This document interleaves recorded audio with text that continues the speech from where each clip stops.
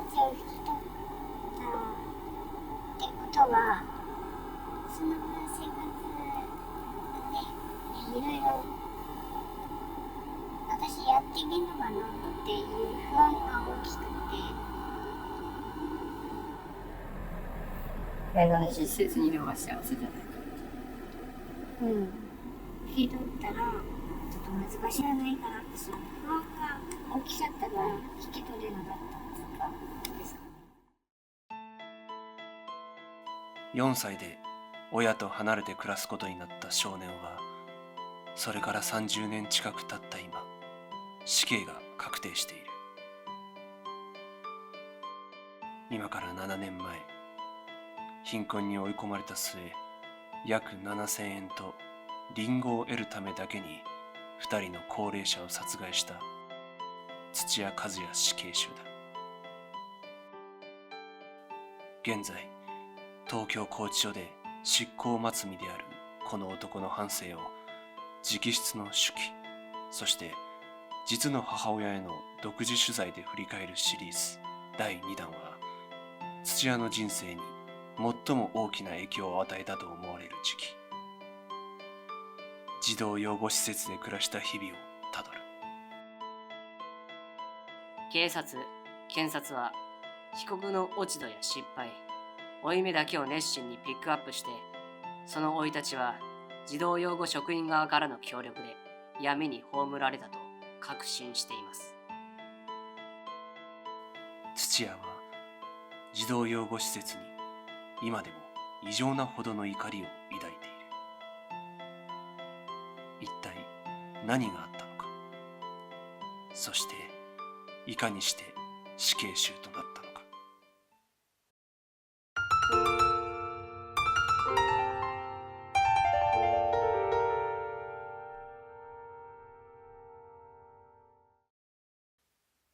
4歳までに2度親の離婚を経験した土屋和也。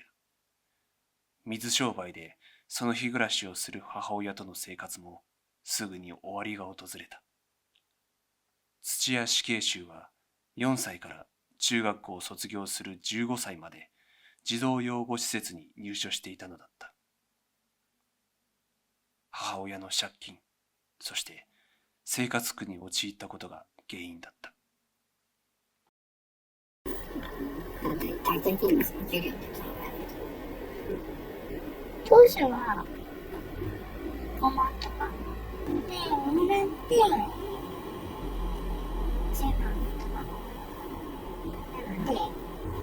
結構厳しかったですね。1993年、バブル崩壊の余波が続いている中、当時20代半ばの女性が一人で2人の子供を育てるのは容易ではなかったかもしれない。で、周りの話もあって、そうした方がいいよ。で、子供のためにも、やっぱり、前もあるし、かわいそうだから、っていう、で、決心して、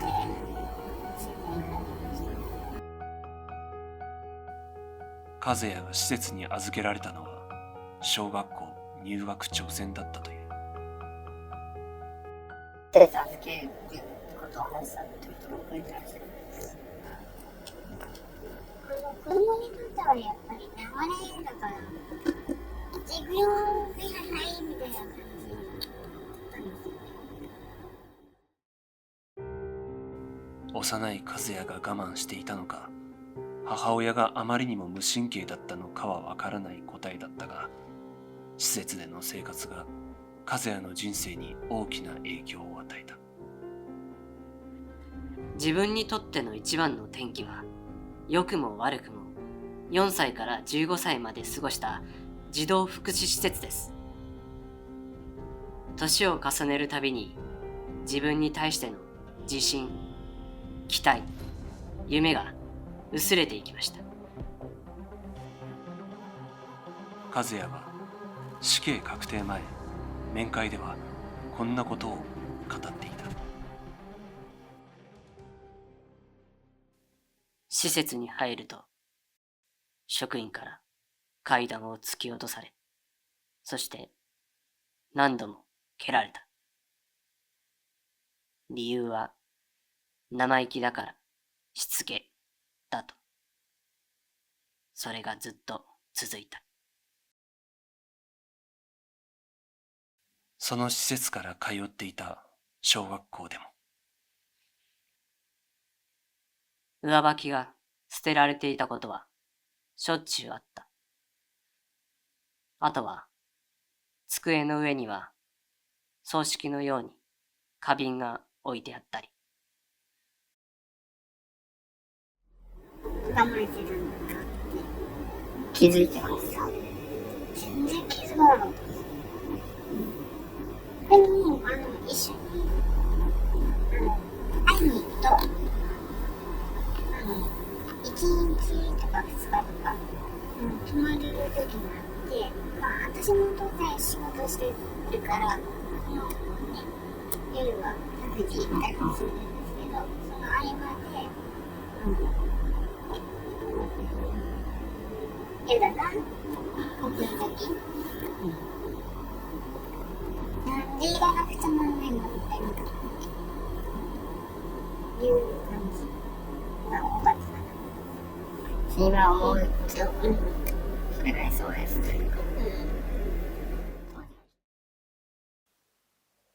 中学校の卒業アルバムには、この時期の和也の心境を表しているかのような言葉が並ぶ。私は多分、これからいいことは少ないと思います。これからは別々の道を歩むことになりますが、残りの人生、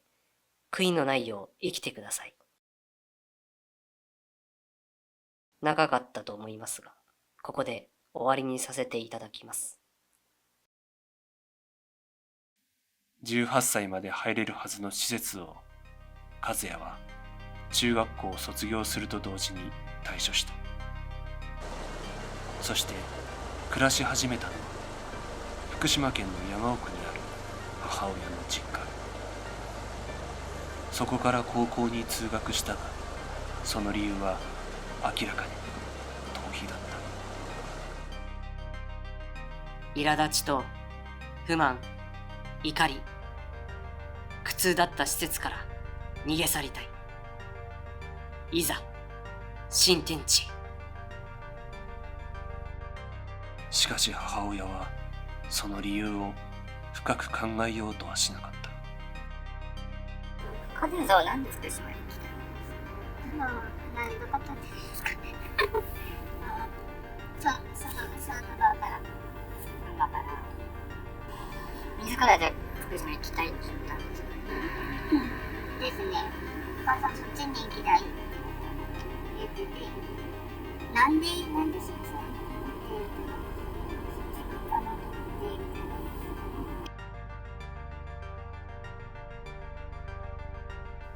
和也が高校に入ると、群馬に残っていた母親とは疎遠になっていった。そして福島県も和也にとって安住の地にはならなかった。同居する母親の姉である叔母と折り合いが悪かったという。その叔母は事件直後、メディアのインタビューに答え、和也から暴力を受けていたと語っていたが、たまたま行ったのが1回あったんですよね。でもね、結構私のすぐ上の兄にそういうことあったんだよと愚痴られて、周りの人から言われた言葉が、それは姉の方なんだよって言ってて、そっか、ほら、すぐ上の姉って知的障害みたいな感じなので、思ったことがうまくいかないとやっちゃうみたいな。じゃあちょっと家庭内でそれは今までなかったから。ですね。和也にとってはなかっったかもしれないです。高校においてはやっぱり交流っていうのはあったんですか？高校はまあないですね。